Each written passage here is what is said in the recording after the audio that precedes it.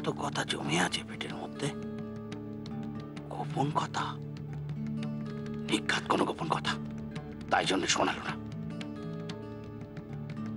চিরটা কাল তবে আমি ঠিকই ধরে এসেছি, মেয়ে মানুষের অনেক গোপন ব্যাপার আছে, তবে আমাকেও সবটা জানতে হবে। শোনাবে না মানে আলবাত শোনাবে। মা, আপনি আবার কষ্ট করে কেন নামতে গেলেন? এই তো কদিন আগে জ্বর থেকে উঠলেন। ও এমন কি, ওইটুকু তো জ্বর। জ্বরকে অবহেলা করতে নেই মা, জ্বর তো আর অসুখ নয়, অন্য অসুখের উপসর্গ। বাহ, কানুকে তাহলে ডাক্তারি পড়ানোটা বিফলে যায়নি দেখছি। সে তো সবাই জানে মা, তার জন্য কি আর ডাক্তারি পড়তে হয়? আর কিছু লাগবে? না মা, তোমাদের শ্বশুর মশাইয়ের চানে যাবার সময় হয়ে গেল, আমি যাই, জামা কাপড়গুলো বের করে দিয়ে আসি।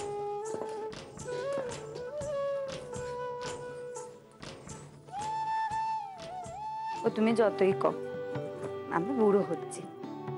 সেই এক কথাই পড়ে আছে তো, কে বুড়ো হচ্ছে?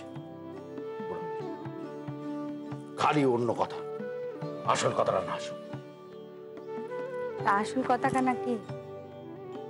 সেটাই বলছি আমি। বলি এই দিন রাত্রি তোমার এই খাতা কলম নিয়ে বসে থাকাটা বন্ধ করো। আরে তুমি হলে এই সংসারের গিন্নি, তার এই সবসময় এই খাতা পেন নিয়ে বসে থাকাটা ভালো দেখায়? আর সেটা সংসারের পক্ষে ভালো? অনেক গোপন কথা লেখা হচ্ছে নাকি যে আমাকে শোনানো যাবে না? তুমি হঠাৎ আমার লেখা নিয়ে পড়লে কেন? কেন পড়বো নাটা? কেন কেন আমার হক নেই যে তোমার মনের মধ্যে কি আছে সে কথাখানা আমার জানা? কি হলো বলো তো তোমার? হঠাৎ আমার মনের খবর নিচ্ছ? তোমারই ভুল কাজ করেছি তাই তো? লেখো লেখো, যা পারো দৃষ্টি পিন্ডি লেখো, তাতে আমার কি?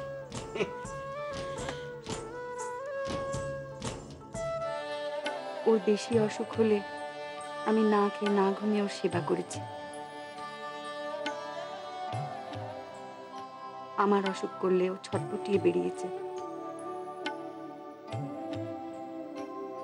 আর তারই ফাঁকে ফাঁকে ও আমাকে আর আমি ওকে ছোবল দেওয়ার চেষ্টাও করে ফেলেছে।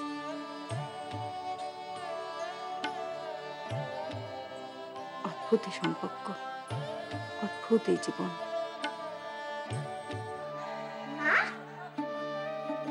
মিছিল যাচ্ছে বন্দে মাতারাম বলে।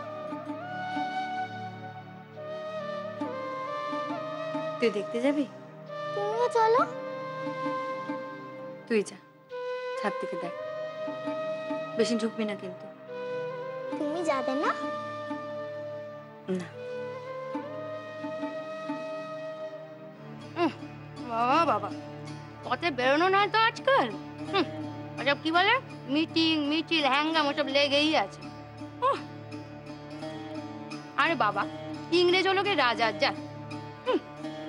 এতকাল তো এত কিছু করলি, নড়াতে পারলি তাদের? শুধু আমাদেরকে হয়রান হয়।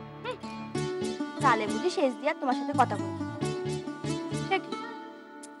ওসব মিছিল আলাদের সঙ্গে তার আবার কি? আমাদের বাড়িতে তো এখন নতুন হুকুম জারি হয়েছে, বিলিতি সাবান নাকি মাখা যাবে না। তুমি হেসেলে গিয়ে দেখো, ওখানে বিলিতি নুন, বিলিতি চিনি সব কিছু বিদে করে দেওয়া হয়েছে। হ্যাঁ রে, ওই বাজারে বিলিতি বেগুন, বিলিতি কুমড়ো এসব কিছু আসলেও সে রাগারাগি করে। তোমার সে কি রে, সে আবার এসবে কবে থেকে জুটলো? যাকে যাক, তবে তো বলতে হয় এতকাল পর মেজ বউয়ের শিক্ষার ফল ফলেছে, কি বল? হয় দেখ, অমনি অমনি না, আমার ছেলে একখানা ভালো কাজ করেছে, তা বুঝি ওই মেজ বউয়ের শিক্ষার জন্য?